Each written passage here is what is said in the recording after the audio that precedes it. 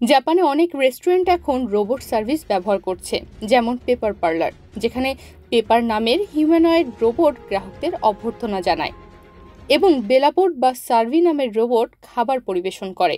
এসব রোবট উন্নত প্রযুক্তির মাধ্যমে পরিচালিত হয় এবং অর্ডার নেওয়া, খাবার পরিবেশন, এমনকি গ্রাহকদের সাথে কথা বলার মতো কাজও করতে পারে।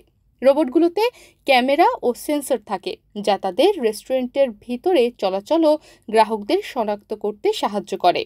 জাপানিজ এই রেস্টুরেন্টগুলোতে কাস্টমাররা টেবিল থেকে ডিজিটাল মেনুর মাধ্যমে খাবার অর্ডার দিতে পারেন এবং রোবট স্বয়ংক্রিয়ভাবে খাবার পরিবেশন করে। কিছু রোবট মানুষের মতো অভিব্যক্তি ও কণ্ঠস্বর ব্যবহার করে গ্রাহকদের সাথে কথাও বলতে পারে, যা অভিজ্ঞতাকে আরও আকর্ষণীয় করে তোলে। রোবট সার্ভারের ব্যবহার ভবিষ্যতে আরও বাড়বে বলেই ধারণা করা হচ্ছে, বিশেষ করে প্রযুক্তি বান্ধব দেশগুলোর মধ্যে। এই উদ্যোগ রেস্টুরেন্ট খাতের ভবিষ্যৎ বদলেও দিতে পারে।